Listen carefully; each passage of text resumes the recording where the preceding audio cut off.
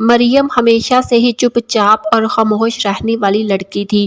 وہ جب بھی میرے پاس پارہ پڑھنے کے لیے آتی، اس کا رویہ سب سے الگ ہوتا تھا۔ گو کہ عمر اس کی کم تھی، لیکن باتوں سے وہ بہت سمجھدار لگتی تھی۔ مجھے وہ بہت اچھی لگتی تھی، بہت ہی خوبصورت تھی۔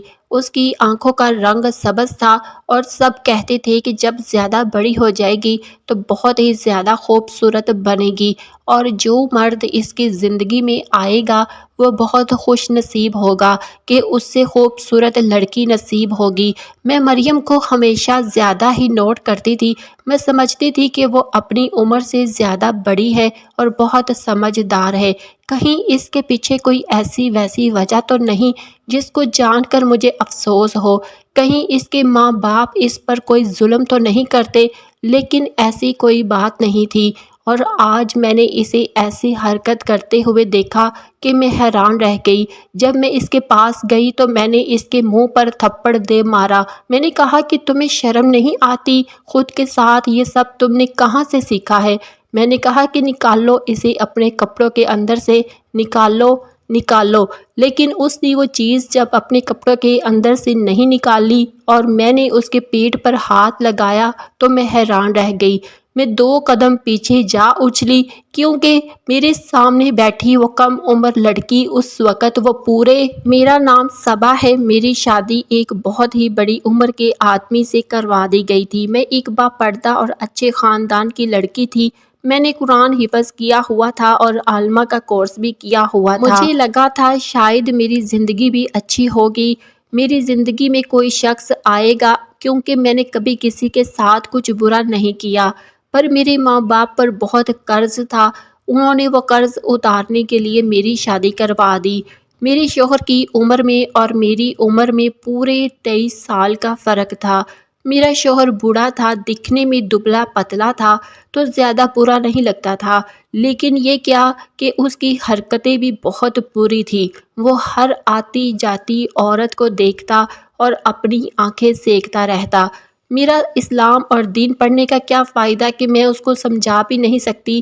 کہتے ہیں کہ جب بڑی عمر کی مرد کو چھوٹی عمر کی لڑکی مل جاتی ہے تو وہ اس کا بہت خیال رکھتا ہے، اسے بہت پیار کرتا ہے، اسے اپنے ہاتھ کا چھالا بنا کے رکھتا ہے۔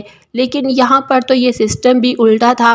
میرا شوہر مجھ پر زیادہ ہی رعب جماتا تھا، مجھے پابندیوں میں رکھتا تھا۔ یہ شکر ہے کہ مجھ پر سسرال کا کوئی بوجھ نہیں تھا، کیونکہ میرے شوہر کی عمر اتنی تھی کہ اس کے ماں باپ تو اس دنیا سے کب کے جا چکے تھے اور بہن بھائی بھی اپنے اپنے جوان بچے لے کر بیٹھے تھے۔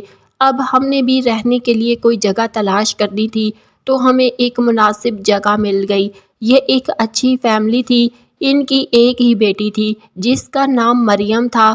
انہوں نے کہا کہ ہمارے گھر کے اوپر والا حصہ ہے، وہاں آپ رہ سکتے ہیں، لیکن آنے جانے کا راستہ ایک ہی ہے۔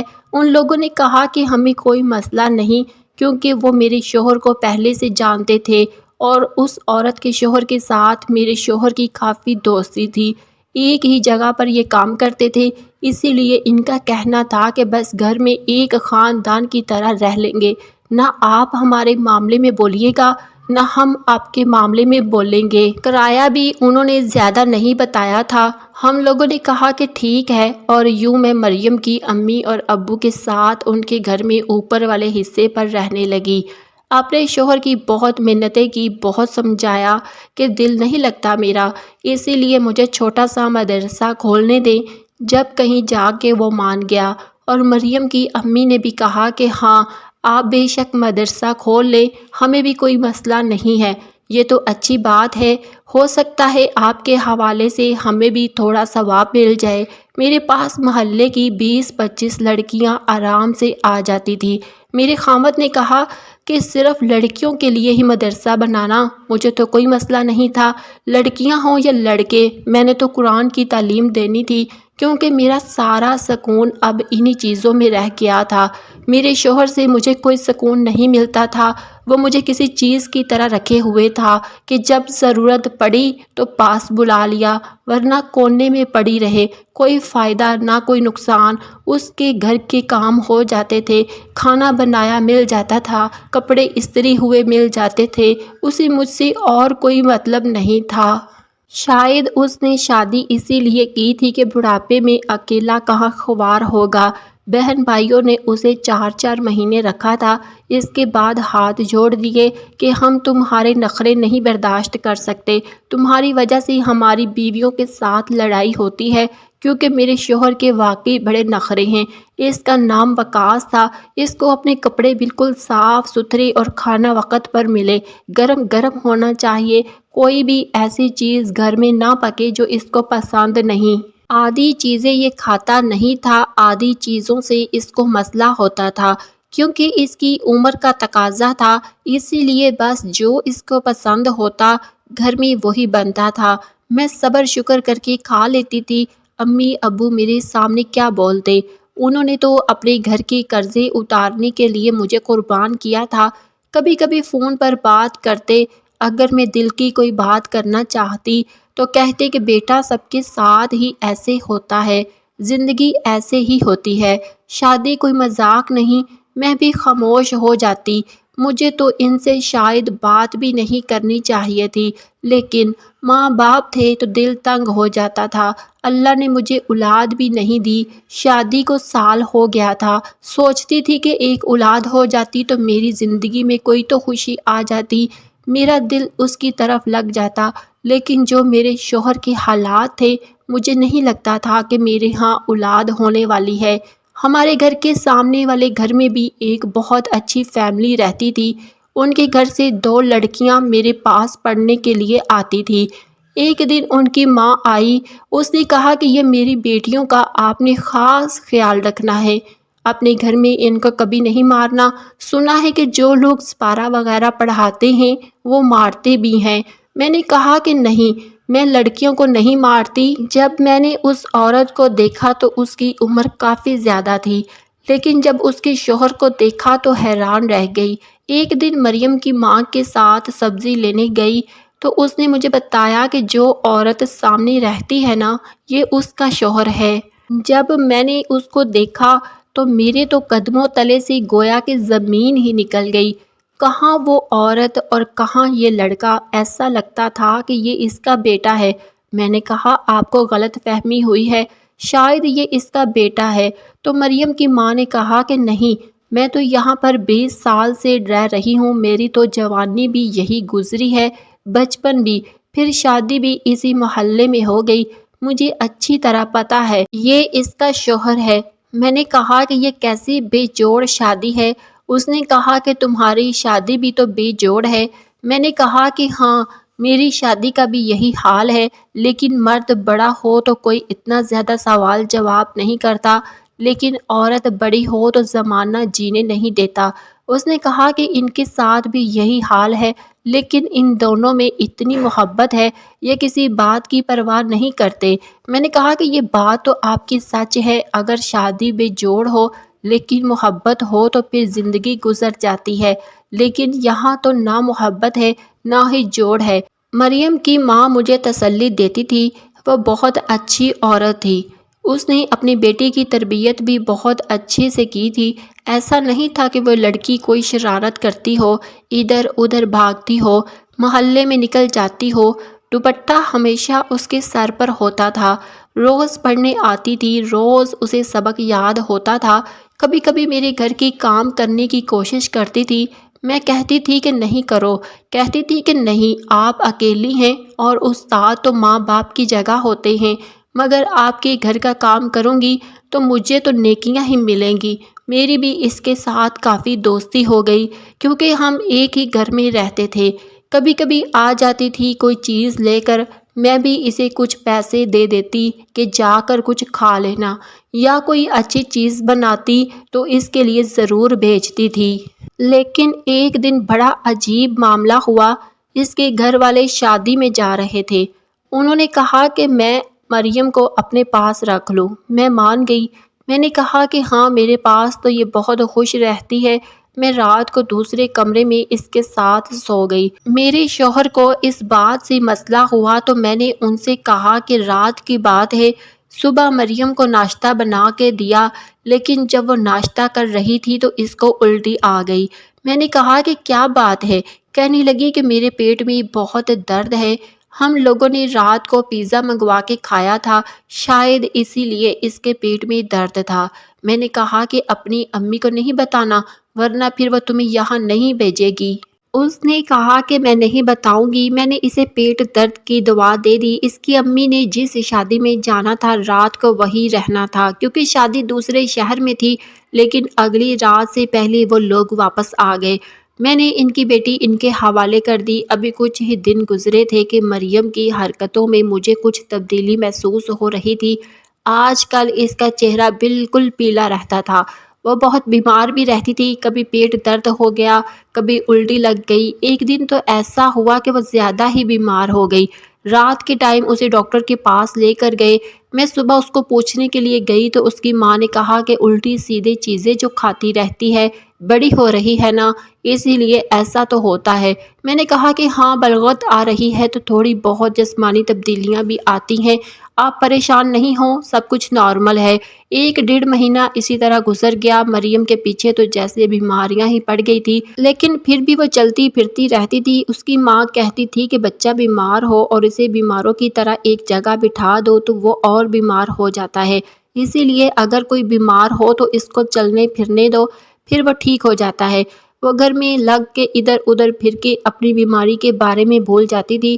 مجھے کہنے لگی کہ جب سے میں نے وہ پیزا کھایا ہے نا، تب سے میری طبیعت خراب ہوئی ہے، آئندہ میں کبھی پیزا نہیں کھاؤں گی۔ اس کی بات پر میں حیران ہو گئی۔ میں نے کہا کہ ابھی تو اس پیزے کو کھائے ہوئے 2 مہینے ہونے والے ہیں، ابھی تھوڑی نہ وہ پیزا تمہارے پیٹ میں پھر رہا ہوگا، پریشان نہیں ہو اور ٹھیک ہو جاؤ گی۔ کبھی کبھی ہوتا ہے، بیماری پیچھے پڑ جاتی ہے، میرے ساتھ بھی ایسا پہلے ہو چکا ہے۔ سامنے والی عورت جس کی 2 بیٹیاں میرے پاس پڑھتی تھی، جس کا شوہر بہت جوان تھا، اس کا نام کوثر تھا، اس کے ہاں پھر سے امید تھی اور میرے ہاں ابھی تک کوئی امید نہیں تھی۔ اس کو دیکھ دیکھ کر مجھے رشک آتا تھا۔ اس کا شوہر بے حد خوبصورت تھا۔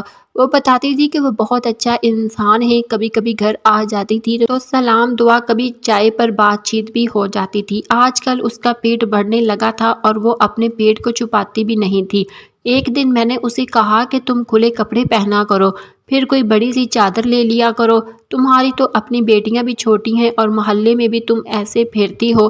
اس نے کہا کہ یہ تو عورت کا غرور ہوتا ہے کہ اس کے ہاں اولاد ہونے والی ہے، بھلا میں اس کو کیوں چھپاؤں؟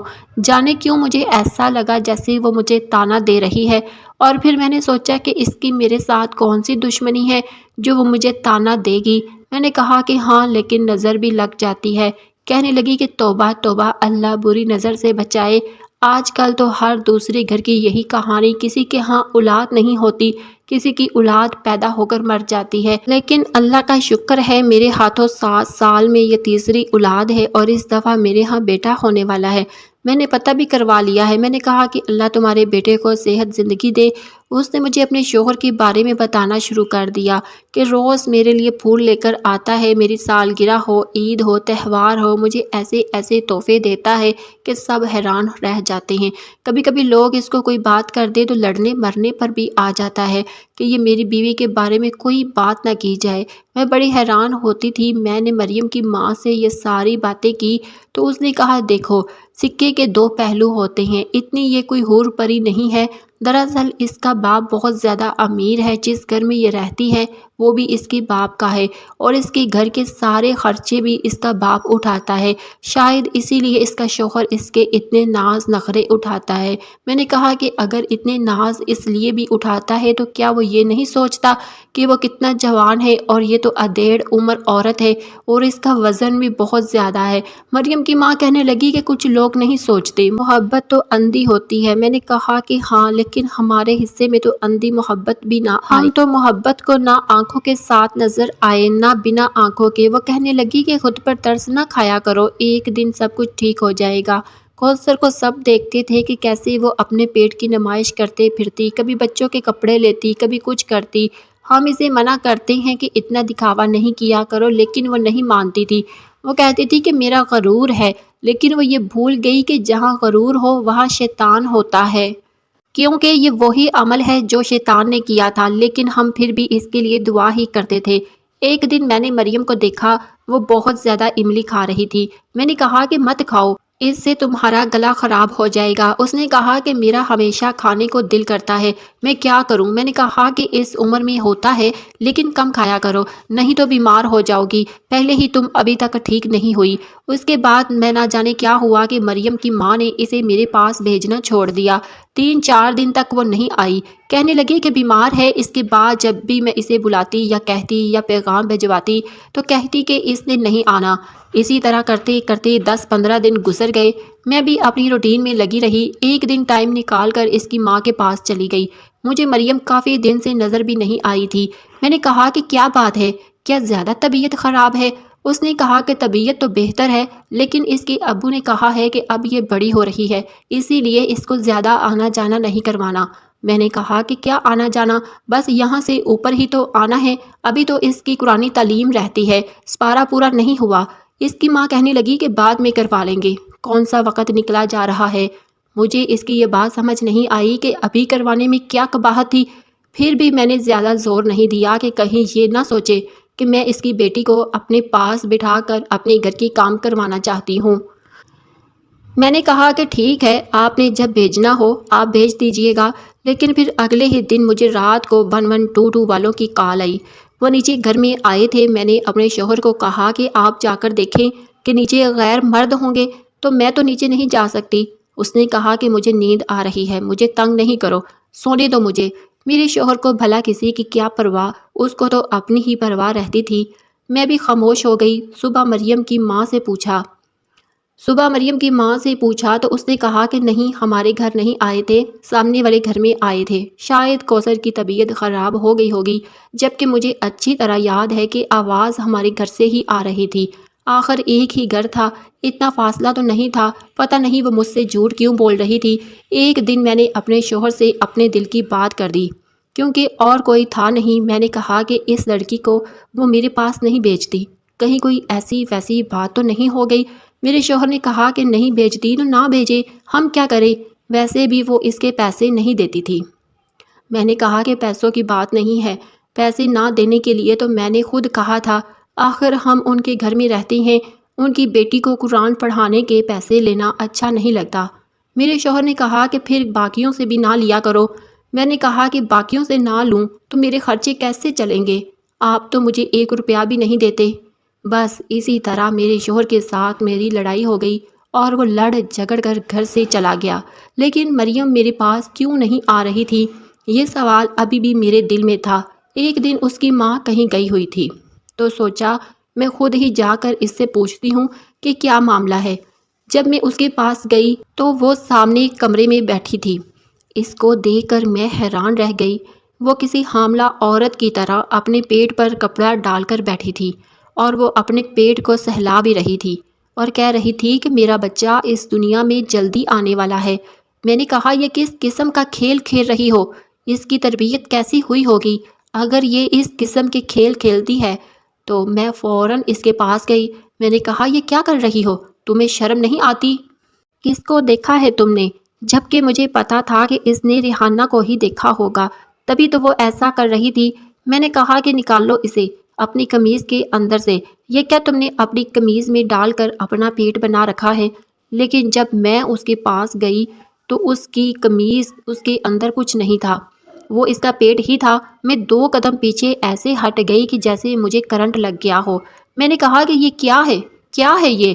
اس نے کہا کہ میں ماں بننے والی ہوں، میرا بچہ آنے والا ہے۔ میں نے کہا کس نے کہا تمہیں؟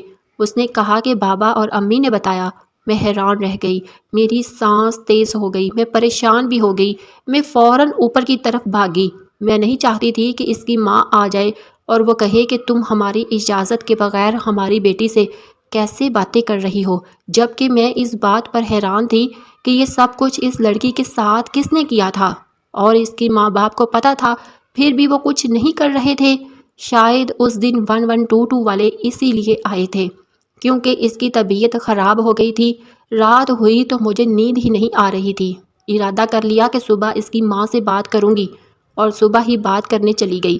پہلے تو اس کی ماں نے کہا کہ ایسا کچھ نہیں ہے، تم جھوٹ بولتی ہو، لیکن پھر اس کی آنکھوں میں آنسو نکل کر گر پڑے۔ اس نے کہا کہ میری تو اپنے شوہر سے اتنی بری لڑائی ہوئی ہے کہ وہ مجھے طلاق دینے کو پھرتا ہے، کہتا ہے کہ تم نے اپنی بیٹی کا خیال نہیں رکھا، اس کی تربیت نہیں کی، پتہ نہیں اس نے کہاں منہ کالا کیا ہے، پر سوچو کیا ایسے ہو سکتا ہے؟ میں نے کہا ایسا تو نہیں ہو سکتا، مریم ایسی لڑکی نہیں ہے، میں نے اسے اچھی طرح جانتی ہوں، ضرور اس کے ساتھ کچھ ہوا ہے۔ کہہ رہی ہے ماں اس کے ساتھ کچھ ہوا ہے، لیکن اس کو خود نہیں پتا کہ کب اور کس نے کیا، لیکن مجھے ایسا لگتا ہے کہ یہ معاملات اس دن کے ہیں جب میں اس کو شادی پر چھوڑ کر گئی تھی۔ اس بات کو 4-5 مہینے تو ہو گئے، اس کے بعد سے اس کی طبیعت خراب رہنے لگی تھی، لیکن وہ تو تمہارے پاس تھی، اب میں تم سے جواب نہ مانگوں تو اور کس سے مانگوں؟ میں بڑی پریشان ہو گئی، میں نے کہا کہ تم مجھ سے کیا جواب مانگو گی؟ مجھے تو پہلا شک اپنے شوہر پر ہی لگتا ہے کہ اسی نے یہ حرکت کی ہے، اسی کو اس عمر میں سکون نہیں ہے، آتی جاتی عورتوں کو بھی دیکھتا ہے، اگر ایسا ہوا تو پھر تو تمہاری طلاق نہیں ہوگی لیکن میری ہو جائے گی، کیونکہ یا تو وہ مجھے طلاق دے دے گا اور یا پھر میں اس کو چھوڑ دوں گی۔ ہم دونوں عورتیں بہت جذباتی ہو گئی اور عجیب و غریب قسم کی باتیں کرنے لگی، لیکن یہ بھول گئی کہ اصل زندگی میں ایسا نہیں ہوتا، ظلم سہ کر بھی ساتھ رہنا پڑتا ہے، شوہر کی 1000 گالیاں سن کر بھی باتیں برداشت کرنی پڑتی ہیں۔ ہم اتنی جلدی کوئی فیصلہ نہیں کر سکتے تھے، لیکن جو مریم کے ساتھ ہوا وہ بہت برا تھا، اس کی حالت بہت عجیب سی تھی کیونکہ اسے معلوم نہ تھا کہ اس کے ساتھ کیا ہوا ہے، اسی لیے وہ ان ساری چیزوں کو نارمل سمجھ رہی تھی۔ وہ ریحانہ کی طرح اپنے پیٹ پر ہاتھ لگاتی کہتی کہ یہ تو میرا غرور ہے، اسے کیا پتا تھا کہ یہ سب کیا ہے؟ اسی لیے اس کی ماں نے اسے ایک کمرے میں قید کر دیا تھا کہ مریم تو کسی کو جھوٹ بھی نہیں بول سکتی کہ اس کے ساتھ ایسا کچھ نہیں ہے، اس نے تو یہ کہنا تھا کہ ہاں میں ماں بننے والی۔ شاید اسے بچوں سے بہت زیادہ پیار تھا، بچوں کا بہت شوق تھا، اس عمر میں ایسا ہوتا ہے کہ یہ لڑکیاں چھوٹے بچوں کو بہت پیار کرتی ہیں۔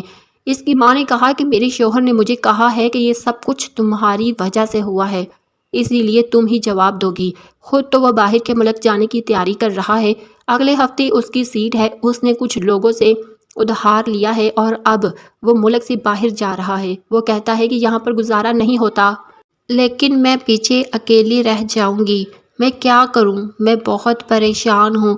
میں نے اپنے شوہر سے جا کر یہ سوال کیا، جب میں نے اس سے یہ بات کی تو وہ حیران رہ گیا، مجھے لگا کہ اگر وہ غلطی پہ بھی ہوا تو مجھے باتیں بہت سنائے گا، میرے ساتھ جھگڑا کرے گا، مجھے کہے گا کہ تو نے مجھے ایسے سمجھا، لیکن وہ تو رونے لگا۔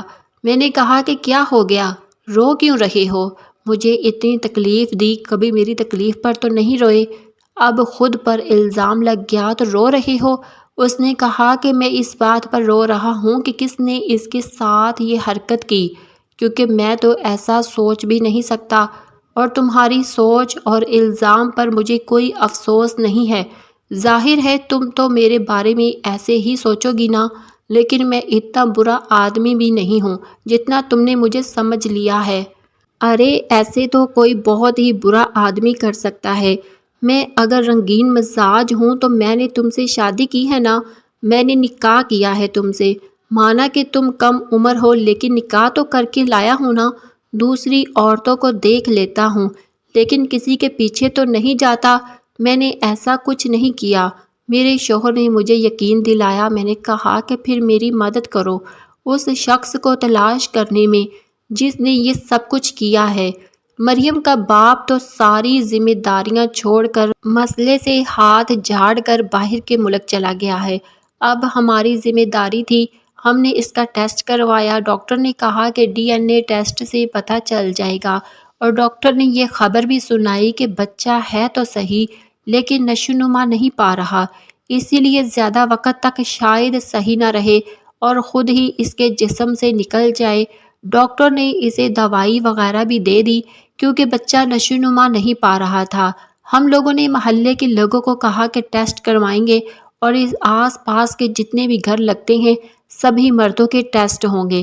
کچھ لوگوں نے ٹیسٹ کروانے سے انکار کر دیا، جس میں کوثر کا شوہر بھی شامل تھا۔ جب اسے کہا تو اس نے کہا کہ میری تو بیوی اتنی خوبصورت ہے، میں تو اس سے محبت کرتا ہوں، بھلا مجھے کیا ضرورت ہے ایسی حرکتیں کرنے کی، اور میرا اس پر شک نہیں تھا۔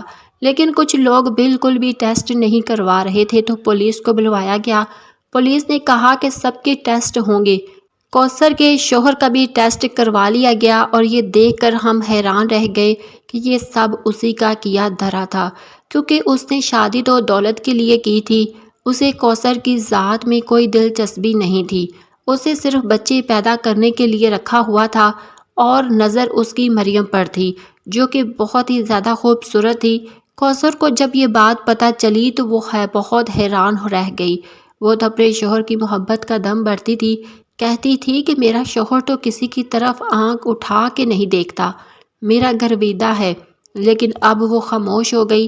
جو غرور اسے اپنے شوہر پر تھا وہ ٹوٹ کر کرچی کرچی ہو چکا تھا۔ اس کے ہاں اولاد ہوئی، اس نے کہا کہ میں خود اپنے شوہر پر کیس کرواؤں گی، اسے معاف نہیں کروں گی۔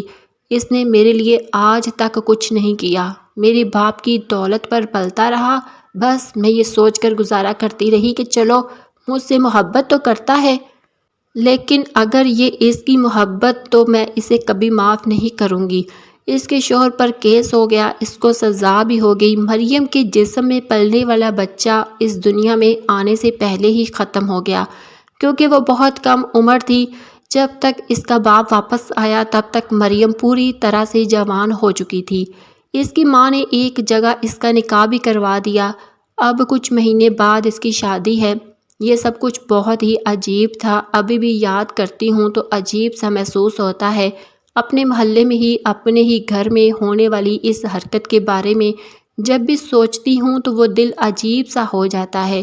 آپ لوگ بتائیں کہ انسان اپنی جوان بیٹیوں کی حفاظت کس طرح کرے جب آس پاس ایسے لوگ گھوم رہے ہوں؟ تو ناظرین، آپ کی اس کے بارے میں کیا رائے ہے؟ کمنٹ میں ضرور بتائیں۔ شکریہ۔